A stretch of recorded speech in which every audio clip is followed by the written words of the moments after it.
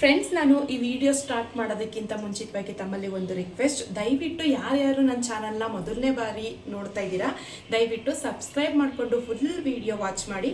So ನನ್ನ ಹೆಸರು ಬಂದು ದಿವ್ಯಶ್ರೀ ರಾಜೇಶ್ ಅಂತೇಳಿ. 1 ವರ್ಷದಿಂದ ನಾನು ಯೂಟ್ಯೂಬ್ ಚಾನಲ್ಗೆ ವಿಡಿಯೋನ ಅಪ್ಲೋಡ್ ಮಾಡ್ತಾ ಇದ್ದೀನಿ. ದಯವಿಟ್ಟು ನೀವು ಫ್ರೀ ಮಾಡಿಕೊಂಡು ಆ ವಿಡಿಯೋವನ್ನು ವಾಚ್ ಮಾಡಿ ಅಂತ ಕೇಳ್ಕೊತೀನಿ. ಸೊ ಇವತ್ತು ನಾನು ಸಂಜೆ ಡಿನ್ನರ್ಗೆ ಸ್ಪೆಷಲ್ ಆಗಿ ಚಪಾತಿ ಮತ್ತು ಒಂದು 3 ಟೈಪ್ ಪಲ್ಯನ ಹೇಳ್ಕೊಡ್ತಾ ಇದ್ದೀನಿ. ಒಂದು ಗ್ರೇವಿ ಮಾಡ್ತೀನಿ, 2 ಥರ ಪಲ್ಯ. ಸೊ ನೀವು ಹೇಳ್ಬೋದು ಇಷ್ಟು 3 ಟೈಪ್ ಪಲ್ಯ ಮಾಡುವಂಥದ್ದು ಅಂತ ಕೇಳ್ಬೋದು, ಏನಕ್ಕೆ ಅಂತ. ಸೊ ಏನಕ್ಕೆ ಅಂದರೆ ಒಂದೇ ಒಂದು ಬಾಳೆಕಾಯಿ ಇದ್ದರೆ ಸ್ವಲ್ಪನೇ ಇಂಗ್ರೀಡಿಯೆಂಟ್ಸ್ ಕಡಿಮೆ ಇರುತ್ತೆ. ಏನಾದರೂ ಗ್ರೇವಿ ಪಲ್ಯ ಮಾಡಬೇಕು ಅಂತಂದಾಗ ಏನು ಮಾಡೋದು ಅಂತ ಯೋಚನೆ ಮಾಡಿದಾಗ ಸಿಂಪಲಾಗಿ ಕಡಿಮೆ ಇರುತ್ತಲ್ವ, ಅದನ್ನೇ ವಿಭಿನ್ನವಾಗಿ ಮಾಡ್ಕೊಂಡು ತಿಂದಾಗ ನಮ್ಮ ನಾಲ್ಗೆಗೂ ಕೂಡ ಸ್ವಲ್ಪ ಟೇಸ್ಟ್ ಕೊಡುತ್ತೆ. ಮಕ್ಕಳು ಕೂಡ ತುಂಬ ಇಷ್ಟಪಟ್ಟು ತಿಂತಾರೆ. ಸೊ ಹಾಗಾಗಿ ಇವತ್ತು ನಾನು ಬಾಳೆಕಾಯಿ ಗ್ರೇವಿ, ನೆಕ್ಸ್ಟು ಇಲ್ಲಿ ಬೀಟ್ರೋಟ್ ಇಟ್ಟಿದ್ದೀನಿ ಬೇಯೋದಕ್ಕೆ. ಜಸ್ಟ್ ಸಿಂಪಲಾಗಿ ಬೀಟ್ರೋಟ್ ಪಲ್ಯ. ಬೀಟ್ರೋಟು ಆರೋಗ್ಯಕ್ಕೆ ತುಂಬಾ ಒಳ್ಳೆಯದು. ಸಣ್ಣಕ್ಕೆ ಚಾಪ್ ಮಾಡಿಕೊಂಡು ನಾನು ಬೀಟ್ರೋಟ್ನ ಬೇಯೋದಕ್ಕೆ ಇಟ್ಕೊಂಡಿದ್ದೀನಿ. ಮತ್ತು ಇಲ್ಲಿ ನಾನು ಕೀರೆ ಸೊಪ್ಪು ಮತ್ತು ನುಗ್ಗೆ ಸೊಪ್ಪು ಎರಡನ್ನೂ ಕಟ್ ಮಾಡ್ಕೊಂಡಿದ್ದೀನಿ. ಸಿಂಪಲಾಗಿ ಸೊಪ್ಪಿನ ಪಲ್ಯ ಚಪಾತಿಗೆ ತುಂಬಾ ಚೆನ್ನಾಗಿರುತ್ತೆ. ಸೊ ಇವಾಗ ಸೊಪ್ಪಿನ ಪಲ್ಯ, ಚಪಾತಿ ಹಿಟ್ಟು ಕೂಡ ರೆಡಿ ಮಾಡಿ ಇಟ್ಟಿದ್ದೀನಿ, ನೀವು ಇಲ್ಲಿ ನೋಡ್ತಾ ಇರ್ಬೋದು. ನೆಕ್ಸ್ಟ್ ಬಾಳೆಕಾಯಿನ ಕಟ್ ಮಾಡಿ ಸ್ವಲ್ಪ ಅರಿಶಿನ ಪುಡಿ ಹಾಕಿದ್ದೀನಿ. ಸೊ ಇನ್ನೊಂದು ಖುಷಿ ಏನಪ್ಪ ಅಂದರೆ ಅಂದರೆ 1 ವರ್ಷದ ನಂತರ ಮಳೆ ಬರ್ತೈತೆ, ತುಂಬಾ ಖುಷಿ ಆಗುತ್ತೆ. ಸೊ ಮಳೆ ತೋರಿಸ್ತೀನಿ ಬನ್ನಿ ಒಂದ್ಸರಿ. ಮಳೆ ನೋಡಿಕೊಂಡು ಆಮೇಲೆ ನಾವು ಅಡುಗೆಗೆ ಪ್ರಿಪೇರ್ ಮಾಡೋಣ. ಕೈ ಹಾಕೊಂಡು ಬೈ ತೋರಿಸ್ತೀನಿ ಬಾ.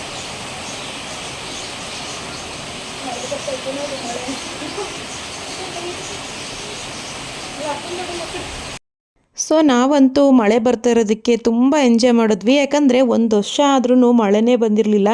ಸೊ ಯಾವಾಗಲೂ ಬಿಸಿಲು, ಡಸ್ಟು ಅದೆಲ್ಲ ನೋಡಿ ಬೇಜಾರಾಗ್ಬಿಟ್ಟಿತ್ತಲ್ವ. ಮಳೆ ಬಂದರೆ ಸಾಕಪ್ಪ ಅನಿಸ್ಬಿಟ್ಟಿತ್ತು. ನಾನು ಲಡ್ಡು ಇಬ್ಬರು ಕೂಡ ಒಂದು 10 ಮಿನಿಟ್ಸು ಮಳೆ ನೋಡಿಕೊಂಡೇ ನಿಂತ್ಕೊಬಿಟ್ಟಿದ್ವಿ.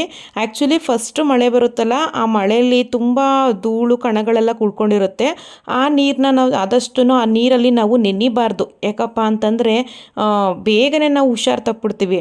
ಒಂದು 2-3 ಸಾರಿ, ಅಂದರೆ ಇವತ್ತು ಮಳೆ ಹುಯ್ದು ಸೆಕೆಂಡ್ ಟೈಮ್ ನಾಳೆ ಮಳೆ ಹುಯ್ಯುತ್ತಲ್ಲ, ನಾಳಿದ್ದು ಹುಯ್ಯುತ್ತಲ್ಲ, ಆ ನೀರು ತುಂಬ ಪ್ಯೂರಾಗಿರುತ್ತೆ. ಅದನ್ನು ನಾವು ಒಂದು ಬೇಸನ್ ಇಟ್ಟು ಸ್ಟೋರೇಜ್ ಮಾಡ್ಕೊಂಡು ಕುಡಿಲೂಬೋದು, ಅಷ್ಟು ಶುದ್ಧವಾಗಿರುತ್ತೆ ನೀರು. ಸೊ ಇವಾಗ ಒಂದಷ್ಟೊತ್ತು ನಾವು ಮಳೆ ಹುಯ್ತೈತಲ್ಲ, ಅಲ್ಲಿ ನೋಡ್ಕೊಂಡು ನಿಂತಿದ್ವಿ, ನಾನು, ಹಸ್ಬೆಂಡು, ಪಾಪು ಎಲ್ಲರೂ ಮುಗಿಸ್ಕೊಂಡು ಬಂದು ಇವಾಗ ಆ ಪಲ್ಯಕ್ಕೆಲ್ಲ ರೆಡಿ ಮಾಡ್ತಾಯಿದ್ದೀನಿ. ನಾನು ಆಲ್ರೆಡಿ ನಿಮಗೆ ಹೇಳಿದೆ 3 ಥರ ಪಲ್ಯ ಮಾಡ್ತಾಯಿದ್ದೀನಿ ಇವತ್ತು ಚಪಾತಿಗೆ. ಏನಪ್ಪ ಇವರು 3 ಥರ ಪಲ್ಯ ಮಾಡ್ತಾರಾ, ಇರೋರಿಬ್ಬರು ಅಂತ ಯೋಚನೆ ಮಾಡ್ಬೋದು. ಏನಿಲ್ಲ, ಈಗ ಒಂದೇ ಬಾಳೆಕಾಯಿ ಇದೆ, ಏನು ಮಾಡೋದು ಅಂತ ಯೋಚನೆ ಮಾಡ್ತೀವಿ. ಒಂದೊಂದು ಸರಿ ಒಣಗಿಸ್ಬಿಟ್ಟು ಎಸ್ಬಿಡ್ತೀವಿ. ಸೊ ಅದನ್ನು ಆ ರೀತಿ ಮಾಡಬಾರ್ದು. ಒಂದೇ ಒಂದು ಬಾಳೆಕಾಯಿ ಇತ್ತು, ಸಿಂಪಲಾಗಿ ಬಾಳೆಕಾಯಿ ಗ್ರೇವಿ ಮಾಡೋಣ. ಒಂದು 3 ಬೀಟ್ರೋಟ್ ಇತ್ತು, ಬೀಟ್ರೋಟ್ ಪಲ್ಯ ಮಾಡೋಣ. ಇದಕ್ಕೆ ನಾನು ಹಸಿಮೆಣ್ಸಿಕಾಯಿ ಆಗಲಿ ಈರುಳ್ಳಿ ಆಗಲಿ ಏನೂ ಕೂಡ ಯೂಸ್ ಮಾಡಲ್ಲ, ಸಿಂಪಲಾಗಿ ಪಲ್ಯ ಮಾಡ್ತೀನಿ. ನೆಕ್ಸ್ಟು ನಾನು ಸೊಪ್ಪಿನ ಪಲ್ಯ, ಸೊಪ್ಪಿತ್ತು ಮನೇಲಿ, ಅದನ್ನು ಕೂಡ ಸೊಪ್ಪೆಲ್ಲ ಬಿಡಿಸಿ ಕಟ್ ಮಾಡಿ ಇಟ್ಕೊಂಡಿದ್ದೀನಿ. ನೆಕ್ಸ್ಟು ಇವಾಗ ಚಪಾತಿಗೂ ಕೂಡ ಎಲ್ಲನೇ ಹಿಟ್ಟೆಲ್ಲ ರೆಡಿ ಮಾಡ್ಕೊತಾ ಇದ್ದೀನಿ. ಫಸ್ಟೇ ನೀವು ಚಪಾತಿ ಹಿಟ್ಟನ್ನ ರೆಡಿ ಮಾಡಿ ಇಟ್ಕೊಟ್ಬಿಟ್ರೆ ನೀವು ಅಲ್ಲ, ನಾನು ಕೂಡ ಅಷ್ಟೇ, ಚೆನ್ನಾಗಿ ಅದು ಬನಿ ಬರುತ್ತೆ. ಚಪಾತಿ ಒತ್ತೋದಕ್ಕೂ ಕೂಡ ತುಂಬಾ ಚೆನ್ನಾಗಿರುತ್ತೆ, ಸ್ಮೂತಾಗೂ ಕೂಡ ಆಗುತ್ತೆ. ಹಾಗಾಗಿ ನಾನಿವಾಗ ಚಪಾತಿ ಹಿಟ್ಟೆಲ್ಲ ರೆಡಿ ಮಾಡಿ ಇಟ್ಕೊಂಡೆ.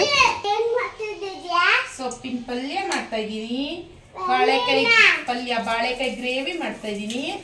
ನೆಕ್ಸ್ಟ್ ಗ್ರೇವಿ, ಆಮೇಲೆ ಇನ್ನೊಂದೇನು ಬೀಟ್ರೋಟ್ ಪಲ್ಯ ಮಾಡ್ತಾ ಇದ್ದೀನಿ. ಈಗ ಫಸ್ಟು ಸೊಪ್ಪಿನ ಪಲ್ಯ ಮಾಡೋಣ.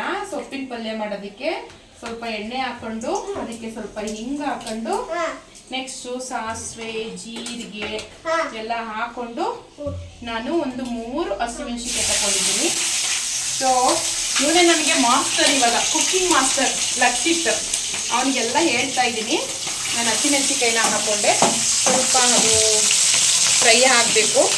ಈರುಳ್ಳಿನ ಹಾಕೋತೀನಿ. ಸೊ ನಾನು ಬೀಟ್ರೂಟ್ ಪಲ್ಯಕ್ಕೆ ಹಾಕೊಳ್ಳಲ್ಲ, ಸೈಲೆಂಟಾಗಿರಬೇಕು. ಲಕ್ಷಿತ್ ಇಲ್ಲ ಅಂದರೆ ಹೊರಗಡೆ ಕಳಿಸ್ತೀನಿ ನಾನು, ಪ್ಲೀಸ್ ಸೈಲೆಂಟಾಗಿಲ್ಲ ಅಂದರೆ.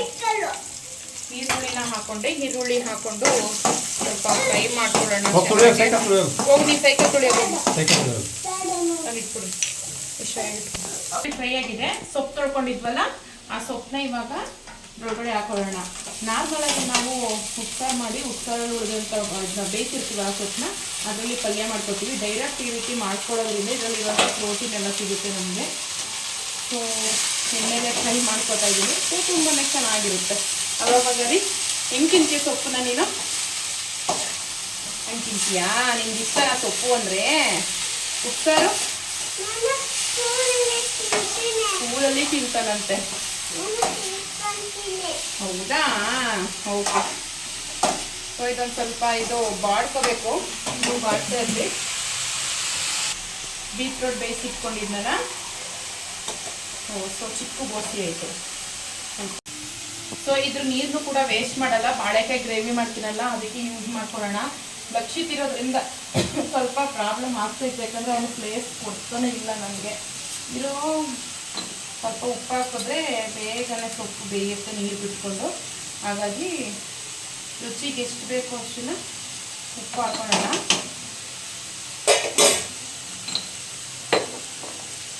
ಹಂಗೆಲ್ಲ ಮಾಡಬಾರ್ದು ಲಕ್ಷಿತ್. ಈಗ ಹೊರಗಡೆ ಕಳಿಸ್ತೀನಿ, ನಿನ್ನ ಕಳಿಸ್ಲಾ?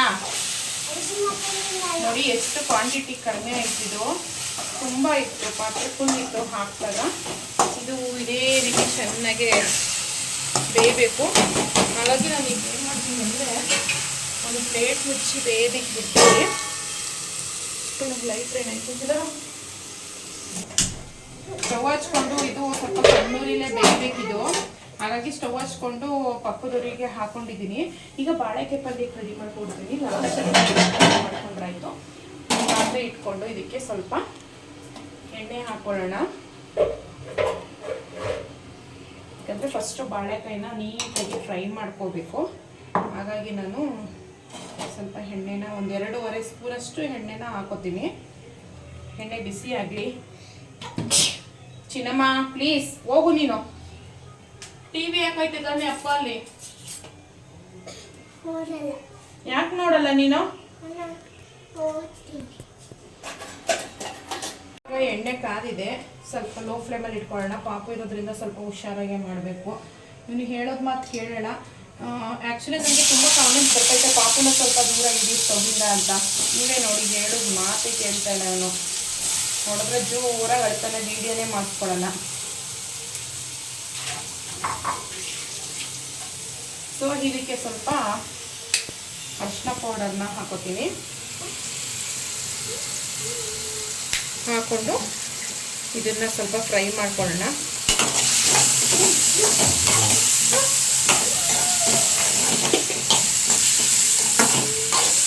ಇದು ಚೆನ್ನಾಗಿ ಫ್ರೈ ಆಗಬೇಕು ಎಣ್ಣೆ ಒಳಗಡೆ. ಸೊ ಇವಾಗ ಆಲ್ಮೋಸ್ಟ್ ಬಾಳೆಕಾಯಿ ಎಲ್ಲ ಫ್ರೈ ಆಗಿದೆ. ಈಗ ಇದನ್ನು ಒಂದು ಬೌಲ್ಗೆ ಸರ್ವ್ ಮಾಡ್ಕೊಳ್ಳೋಣ. ಯಾಕಂದರೆ ಗ್ರೇವಿಗೆ ಸ್ವಲ್ಪ ಫ್ರೈ ಮಾಡ್ಕೋಬೇಕು, ಅದಕ್ಕೋಸ್ಕರ ಇಲ್ಲೊಂದು ಸ್ಟೀಲ್ ಬೌಲ್ ತೊಗೊಂಡಿದ್ದೀನಿ. ಇದಕ್ಕೆ ಹಾಕೋತೀನಿ.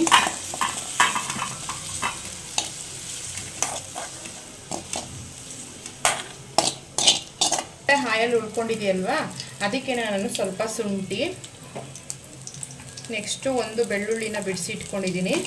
ಬೆಳ್ಳುಳ್ಳಿನೂ ಕೂಡ ಹಾಕೋತೀನಿ. ನೆಕ್ಸ್ಟ್ ಇದಕ್ಕೆ ಒಂದು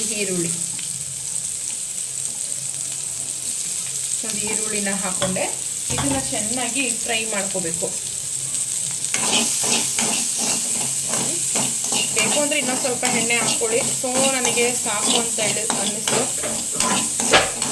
ಈರುಳ್ಳಿ ಎಲ್ಲ ಸ್ವಲ್ಪ ಫ್ರೈ ಆಗಿದೆ. ಒಂದು ಟೊಮೊಟೊನ ಕಟ್ ಮಾಡಿ ಇಟ್ಕೊಂಡಿದ್ದೆ, ಅದನ್ನು ಕೂಡ ಇವಾಗ ಇದಕ್ಕೆ ಹಾಕೋತೀನಿ.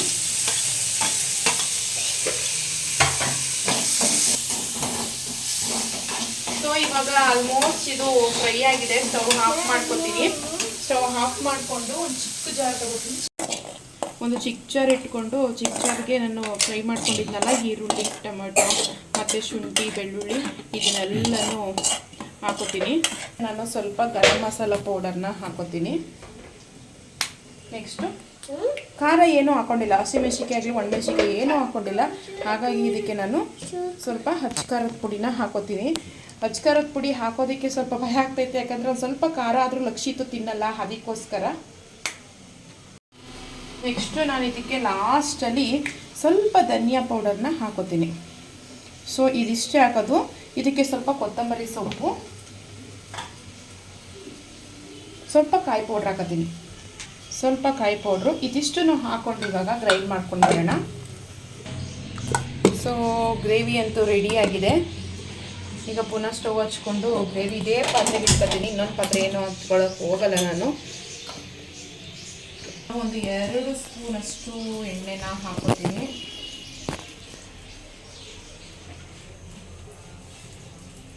ಎಣ್ಣೆ ಸ್ವಲ್ಪ ಬಿಸಿಯಾಗಿದೆ. ಬಿಸಿಯಾಗಿದ ತಕ್ಷಣ ನಾನು ಸ್ವಲ್ಪ ಈರುಳ್ಳಿ ಇಟ್ಕೊಂಡಿದ್ದೀನಿ.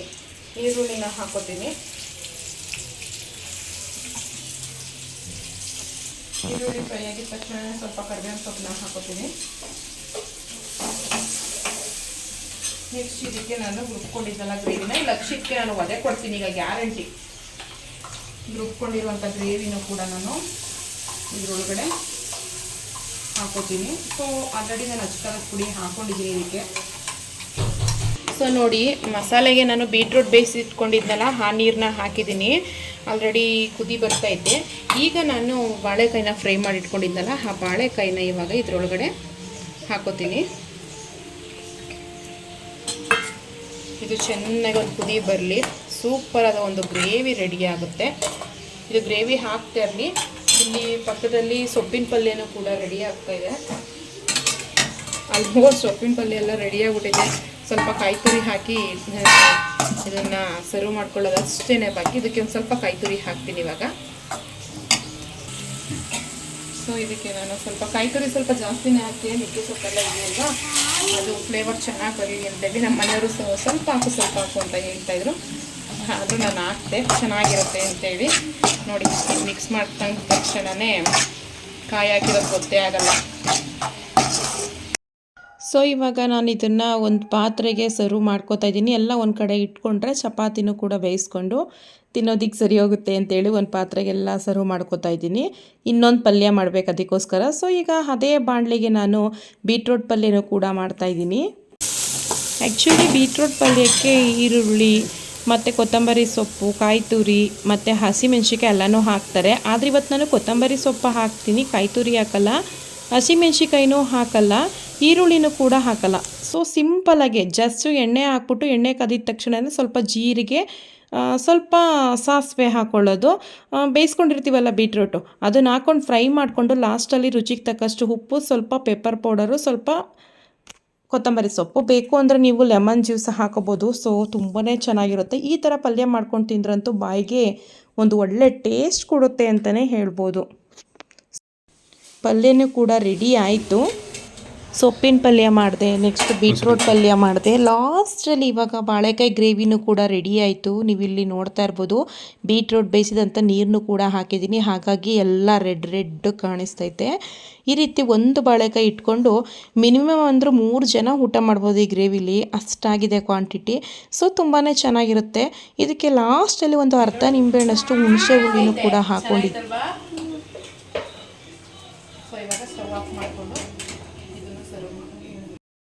ಈಗ ಚಪಾತಿಗೆ ಸೈಡ್ಸ್ ಎಲ್ಲ ರೆಡಿ ಮಾಡಿಕೊಂಡೆ. ಲಾಸ್ಟಲ್ಲಿ ಚಪಾತಿ ಹಿಟ್ಟು ರೆಡಿ ಮಾಡಿದ್ನಲ್ಲ, ಚಪಾತಿನ ಲಟ್ಟಿಸ್ಕೊಂಡ್ರೆ ಆಯಿತು. ಅಷ್ಟರಲ್ಲಿ ನಾನು ಜ್ಯೂಸ್ಗೂ ಕೂಡ ರೆಡಿ ಮಾಡ್ತಾಯಿದ್ದೀನಿ. ಇವತ್ತೊಂದು ವೆರೈಟಿ ಟೇಸ್ಟ್ ಕೊಡೋಣ ಅಂದ್ಕೊಂಡು ರೆಡಿ ಮಾಡ್ತಾಯಿದ್ದೀನಿ. ಏನಪ್ಪ ಅಂತಂದರೆ ಕಲ್ಲಂಗಡಿ ಹಣ್ಣು ಜೊತೆಗೆ ನಾನು ಆರೆಂಜ್ ಜ್ಯೂಸು ಕೂಡ ಹಾಕ್ತಾಯಿದ್ದೀನಿ. ಇದಕ್ಕೆ ಸ್ವಲ್ಪ ಪೆಪ್ಪರ್ ಪೌಡರು, ಸ್ವಲ್ಪ ಶುಗರು, ಸ್ವಲ್ಪ ಸಾಲ್ಟು, ಈ ರೀತಿ ಎಲ್ಲ ಹಾಕಿ ಮಾಡಿ ಒಂದು ಒಳ್ಳೆ ಟೇಸ್ಟ್ ಕೊಡುತ್ತೆ. ಹಾಗಾಗಿ ಯಾವಾಗಲೂ ನಾವು ಕಲ್ಲಂಗಡಿ ಹಣ್ಣು ಜ್ಯೂಸು ಬರೀ ಕಲ್ಲಂಗಡಿ ಹಣ್ಣು ಹಾಕ್ಕೊಂಡು ಬರೀ ಆರೆಂಜ್ನ ಹಾಕ್ಕೊಂಡು ಜ್ಯೂಸ್ ಮಾಡೋದ್ರ ಬದಲು ಈ ರೀತಿ ಮಿಕ್ಸ್ ಮಾಡ್ಕೊಳ್ಳಿ, ಒಂದು ಒಳ್ಳೆ ಟೇಸ್ಟ್ ಕೊಡುತ್ತೆ. ಟೇಸ್ಟಲ್ಲಿ ಚೇಂಜ್ ಇರುತ್ತೆ. ಹಾಗಾಗಿ ನಮ್ಮ ಮನೆಯವರು ಅದೇ ಜ್ಯೂಸು ಒಂದು ಸ್ವಲ್ಪ ಚೇಂಜ್ ಕೊಡೋ ಜ್ಯೂಸ್ಗೆ ಚೆನ್ನಾಗಿರುತ್ತೆ ಟೇಸ್ಟ್ ಅಂತ ಹೇಳಿದ್ರು. ಹಾಗಾಗಿ ನಾನು 2 ಹಣ್ಣನ್ನು ಯೂಸ್ ಮಾಡಿಕೊಂಡು ಜ್ಯೂಸ್ ಮಾಡ್ತಾಯಿದ್ದೀನಿ. ಜಸ್ಟ್ ಒಂದು 3 ಸ್ಪೂನಷ್ಟು ನಾನು ಸಕ್ಕರೆನ ಹಾಕೋತಾ ಇದ್ದೀನಿ, ಯಾಕಂದರೆ ಇದರಲ್ಲೇ ಸ್ವೀಟ್ ಅಂಶ ಇರುತ್ತಲ್ವ. ಹಾಗಾಗಿ ಲಾಸ್ಟಲ್ಲಿ ಒಂದು ಅರ್ಧ ಸ್ಪೂನಷ್ಟು ಪೆಪ್ಪರ್ ಪೌಡರ್ನು ಕೂಡ ಹಾಕ್ಕೊಂಡೆ. ಈಗ ಇದಿಷ್ಟನ್ನು ಹಾಕೊಂಡು ಗ್ರೈಂಡ್ ಮಾಡಿಕೊಂಡು ನೀವು ಇಲ್ಲಿ ನೋಡ್ತಾ ಇರ್ಬೋದು, ಜ್ಯೂಸ್ ಸೋಸೋ ಜಾರ್ಲಿ ಬರುತ್ತಲ್ಲ ಅದರಲ್ಲಿ ನಾನು ನೀಟಾಗಿ ಸೋಸ್ಕೋತಾ ಇದ್ದೀನಿ. ಮತ್ತು ಜ್ಞಾಪಕ ಇರಲಿ, ಇದಕ್ಕೆ ನಾನು 1 ಡ್ರಾಪು ನೀರು ಹಾಕಿಲ್ಲ. ಯಾಕಂದರೆ ಕಲ್ಲಂಗಡಿ ಹಣ್ಣಲ್ಲಿ 99% ನೀರಿನ ಅಂಶನೇ ಜಾಸ್ತಿ ಉಳ್ಕೊಂಡಿರೋದ್ರಿಂದ ನಾವು ನೀರು ಹಾಕಿ ಜ್ಯೂಸ್ ಮಾಡೋ ಅವಶ್ಯಕತೆ ಇಲ್ಲ, ಅದರಲ್ಲಿರೋ ನೀರಿನ ಅಂಶನೇ ಸಾಕು. ಸೊ ಇವಾಗ ಜ್ಯೂಸ್ ಅಂತೂ ರೆಡಿ ಆಯಿತು. ಇದನ್ನು ಫ್ರಿಜ್ಜಲ್ಲಿ ಇಟ್ಟಿದ್ದೀನಿ, ಸ್ವಲ್ಪ ಕೋಲ್ಡ್ ಇರಲಿ, ಕುಡಿಬೇಕಾದ್ರೆ ಚೆನ್ನಾಗಿರುತ್ತೆ ಅಂತೇಳಿ. ಅಷ್ಟರಲ್ಲಿ ನಾನೀಗ ಚಪಾತಿ ಹಿಟ್ಟೆಲ್ಲ ರೆಡಿ ಮಾಡ್ಕೋತಾ ಇದ್ದೀನಿ. ಈಗಲೂ ಅಷ್ಟೇ ಲಕ್ಷಿತ್ ಎಷ್ಟು ತಲೆ ತಿಂತಾನೆ ನೋಡಿ ನೀವೇನೆ. ಪುಸ್ತಕ ಅಂತ ಬಂದ್ಬಿಡ್ತಾನೆ. ಎದು ಅಣ್ಣ ಲಡ್ಡು ನಾನು ಹೇಳೋದು ಕೇಳಿಸ್ಕೊತಾ ಇದೀಯಾ? ಎದು ಅಣ್ಣ ನಿನ್ ತರ ಹಿಂಗ್ ಬಂದು ನಿಂತ್ಕೋತಿರ್ಲಿಲ್ಲ, ನನಗೆ ಡಿಸ್ಟರ್ಬ್ ಎಲ್ಲ ಮಾಡ್ತಿರ್ಲಿಲ್ಲ. ಇದೆಯಲ್ಲ ನೀನು ಡಿಸ್ಟರ್ಬ್ ಬಾಯ್. ಇಬ್ರು ಬಂದ್ಮೇಲೆ ಹೆಂಗಪ್ಪ ಕತೆ? ದೇವ್ರೇ ನನ್ನ ಮಗು ಬುದ್ಧಿ ಕೊಡಪ್ಪ.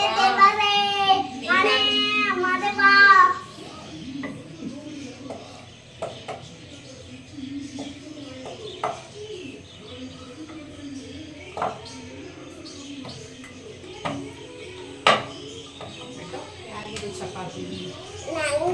ಹೌದಾ, ಅಪ್ಪಂದಲ್ವಾ? ಅಪ್ಪ ಕೊಡೋಣ ಇದನ್ನ. ಇದು ಕೊಡ್ತಾ ಇರೋದು ಯಾರಿಗೆ?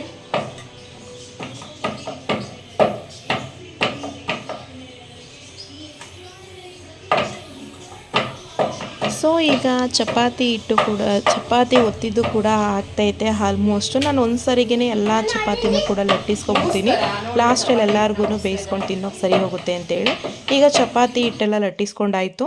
ತವ ಇಟ್ಟಿದ್ದೀನಿ. ನಮ್ಮನೇಲಿ ನಾನು ಸಾಮಾನ್ಯವಾಗಿ ಎಲ್ಲ ವೀಡಿಯೋದಲ್ಲಿ ಹೇಳ್ತಾ ಇದ್ದೀನಿ, ಇವಾಗೊಂದು ಮಣ್ಣಿಂದು ತವ ತೊಗೊಂಡಿದ್ದೀನಿ. ಸೊ ಲಕ್ಷಿತ್ ಇರೋದ್ರಿಂದ ಅದನ್ನು ಅವನು ಏನಾದರೂ ಒಂದು ಡಿಫ್ರೆಂಟಾಗಿ ಕಾಣಿಸಿದ್ರೆ ಅದನ್ನು ಕೊಡು ಕೈಗೆ ಅಂತ ಕೇಳ್ತಿರ್ತಾನೆ. ಹಾಗಾಗಿ ನಾನು ಅದನ್ನು ತೆಗೆದೇ ಇಲ್ಲ ಅವ್ನ ಮುಂದೆ, ಯಾಕಂದರೆ ಹೊಡೆದಾಕ್ಬಿಡ್ತಾನೆ. ಒಂದು ಸ್ವಲ್ಪ 1-2 ತಿಂಗಳು ಹೋಗಲಿ ಅಂತ ಸುಮ್ಮನಿದ್ದೀನಿ. ಈಗ ನಾನು ಮಾಮೂಲಿ ಐರನ್ ಇರೋವಂಥದ್ದು ಕಲ್ಲಲ್ಲೇ ನಾನು ಹಾಕ್ತಾಯಿದ್ದೀನಿ ಚಪಾತಿನ, ಅಂದರೆ ಕಬ್ಬಿಣದ ಕಲ್ಲಲ್ಲೇ. ಚಪಾತಿ ಅಂತೂ ತುಂಬ ಸ್ಮೂತಾಗಿ ಬರ್ತೈತೆ. ಆದಷ್ಟು ನೀವು ಎಣ್ಣೆನ ಕಡಿಮೆ ಮಾಡಿ ಚಪಾತಿ ಬೇಯಿಸ್ಬೇಕಾದ್ರೆ. ಎಣ್ಣೆನ ಜಾಸ್ತಿ ಆಗ್ತಷ್ಟು ನಮ್ಮ ಬಾಡಿಯಲ್ಲಿ ಕೊಬ್ಬಿನಾಂಶ ಜಾಸ್ತಿ ಆಗುತ್ತೆ. ಸೊ ನಾನಂತೂ ತುಂಬ ದಪ್ಪ ಆಗ್ಬಿಟ್ಟಿದ್ದೀನಿ. ಸಣ್ಣ ಆಗಬೇಕು ಅಂತಲೇ ಆದಷ್ಟು ನಾನು ಆಯಿಲ್ ಕಂಟ್ರೋಲ್ ಮಾಡ್ತಾಯಿದ್ದೀನಿ. ಆದಷ್ಟು ಜ್ಯೂಸಸ್ಗಳೆಲ್ಲನೂ ಸೇವನೆ ಮಾಡ್ತಾಯಿದ್ದೀನಿ ಈಗಂತೂ. ಸೊ ನೋಡೋಣ, ಏನೇ ಆದರೂ ಒಂದು ರಿಸಲ್ಟ್ ಬರಬೇಕು ಅಂದರೆ 3 ತಿಂಗಳು ಬೇಕು. ಅಂದರೆ ನಮ್ಮ ಬಾಡಿಯಲ್ಲಿರೋ ಕೊಲೆಸ್ಟ್ರಾಲ್ ಎಲ್ಲನೂ ತೆಗೆದಾಕ್ಬೇಕಲ್ವಾ. ಅಂದರೆ ನಾವು ಯಾವುದೋ ಒಂದು ಒಳ್ಳೆಯ ಕ್ರಮನ ಅನುಸರಿಸ್ತಾ ಇದ್ದೀವಿ ಅಂದರೆ ಅದಕ್ಕೊಂದು ರಿಸಲ್ಟ್ ಬೇಕು. ಹಾಗಾಗಿ ಹೇಳಿದೆ ಅಷ್ಟೇ. ಸೊ ಇವಾಗ ಚಪಾತಿ ಎಲ್ಲ ಬೇಯಿಸ್ಕೊಂಡಾಯಿತು. ಸೊ ಇನ್ನೊಂದು ಸ್ವಲ್ಪ ಇದೆ, ಅದನ್ನೆಲ್ಲ ಬೇಯಿಸ್ಕೊಂಡು ಲಾಸ್ಟಲ್ಲಿ 3 ಜನ ಕುತ್ಕೊಂಡು ಊಟ ಮಾಡಬೇಕು. ಆದರೆ ಅಲ್ಲಿವರೆಗೂ ಲಕ್ಷಿತ್ ಅಂತೂ ಕಾಯಲ್ಲ. ಅವ್ನು ತಿನ್ನೋದೇ ಒಂದು ಅರ್ಧ ಚಪಾತಿ. ಆದರೆ ಫಸ್ಟು, ಅಂದರೆ ಎಲ್ಲರ ಮನೆಯಲ್ಲೂ ಹಾಗೆ ಅಲ್ವಾ, ಮಕ್ಕಳು ಫಸ್ಟು ನಮಗೆ ಕೊಡಿ, ಏನೋ ಸ್ಪೆಷಲಾಗಿ ಮಾಡಿದ್ದಾರೆ ಅಂತ ಅವರಿಗೆ ತುಂಬ ಕ್ಯೂರಿಯಾಸಿಟಿ ಆಗಿರುತ್ತೆ. ಹಾಗಾಗಿ ಅವನಿಗೆ ಫಸ್ಟು ಚಪಾತಿ ಹಾಕ್ಕೊಟ್ಬಿಟ್ಟೆ. ಆಮೇಲೆ ನಾವು ಕೂತ್ಕೊಂಡು ತಿಂದ್ವಿ. ನೋಡಿ ಅವ್ರ ಅಪ್ಪನಿಗೆ ಏನೋ ಆ್ಯಕ್ಷನ್ ಮಾಡ್ತಿದ್ದಾರೆ, ಅವರಪ್ಪ ಈ ಕಡೆ ಏನೋ ಮಾಡ್ತಾಯಿದ್ದಾರೆ, ಅವ್ರಿಗೆ ಕೈ ಮುಗಿಯೋದು ಏನೇನೋ ಹೇಳೋದು ಎಲ್ಲ ಮಾಡ್ತಾಯಿದ್ದಾನೆ. ಸೊ ನನಗೆ ಲಕ್ಷಿತ್ ಇರೋದ್ರಿಂದ ತುಂಬಾ ಟೈಮ್ ಪಾಸ್ ಆಗ್ತಾಯಿದೆ. ಎಷ್ಟು ಮಾತಾಡ್ತಾನೆ ಅಂದರೆ ನಿಲ್ಲಿಸು ಅಂದರೂ ನಿಲ್ಲಿಸಲ್ಲ, ಅಷ್ಟು ಮಾತಾಡ್ತಾನೆ. ಒಂದೊಂದು ಸರಿ ಬೇಜಾರಾದ್ರೂ ಖುಷಿಯಾಗುತ್ತೆ. ಏಕೆಂದರೆ ನಾನು ತುಂಬ ಬೇಜಾರಲ್ಲಿದ್ದಾಗಲೂ ಬಂದು ಪಪ್ಪಿ ಕೊಡೋದು, ಮಾತಾಡ್ಸೋದು, ಆ ರೀತಿ ಎಲ್ಲ ಮಾಡ್ತಾನಲ್ವ, ನಮಗೆ ಎಷ್ಟೇ ಬೇಜಾರಾಗಿದ್ದರೂ ಕೂಡ ನಾವು ಮರ್ತೋಗ್ತೀವಿ. ಸೊ ಆಲ್ಮೋಸ್ಟ್ ಈಗ ಚಪಾತಿ ಎಲ್ಲ ಹೊತ್ತಾಯಿತು. ಇನ್ನೂ ಅವನು ಕೇಳಿಲ್ಲ.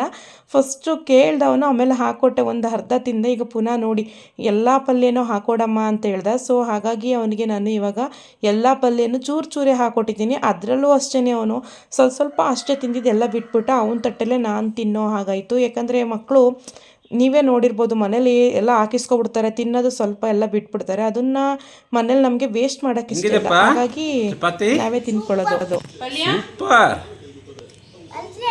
ಇನ್ನೊಂದು ಸ್ವಲ್ಪ ಬೇಕಾ? ಏನು ಪಲ್ಯ ಬೇಕು? ಎಂತೆ ಪಲ್ಯ ಬೇಕು?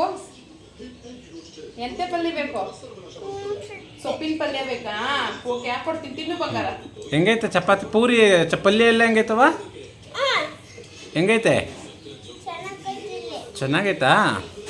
ಹೆಂಗೈತೆ ತೋರಿಸು ಕೈಯಲ್ಲಿ, ಲಡ್ಡು ಕೈಯಲ್ಲಿ ತೋರಿಸು ಹೆಂಗೈತೆ ಅಂತ.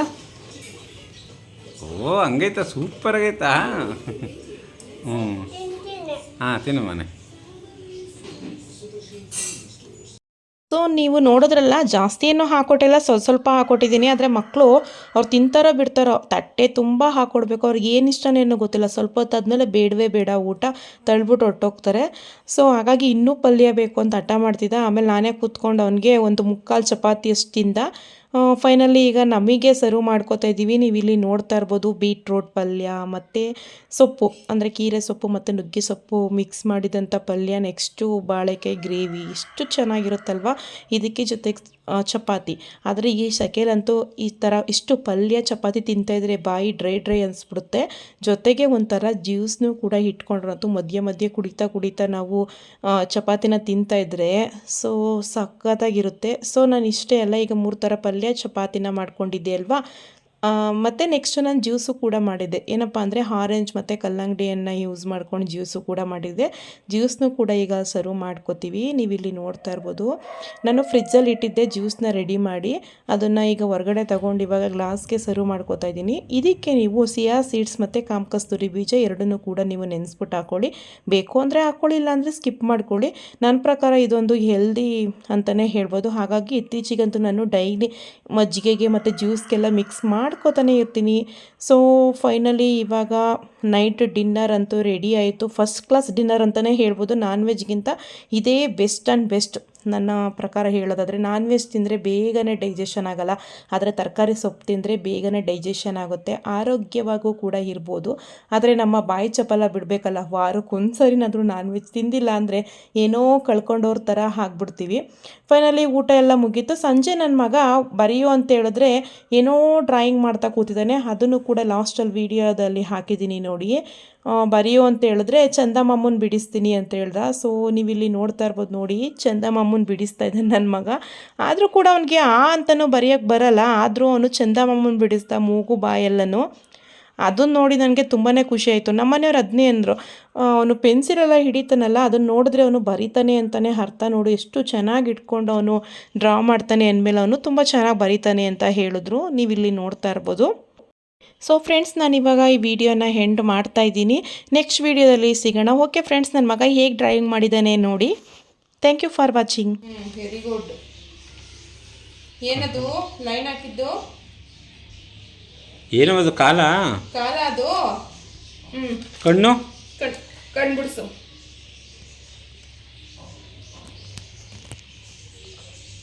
ಏನದು ಲಡ್ಡು? ಬಾಯಿ ಅದೇನದು? ಮೂಗು ಬರೀ ಮೂಗು ತೋರ್ಸು. ಮೂಗು ಬಾಯಿ ಬಿಡಿಸ್ತೆ. ಮೂಗು ಬರೀ ಈಗ ಯಾವುದೋ ಮೂಗು ಒಂದು ಲೈನು ಬಾಯಿ. ಬಿಡಿಸು ಅಂದ್ಕೋ ನೋಡೀಗ.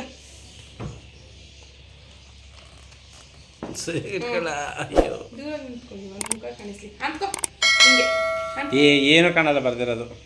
ಈಗ ಇಲ್ಲಿಗೆ ಬನ್ನಿ, ಇಲ್ಲಿ ಕಾಣಿಸುತ್ತೆ.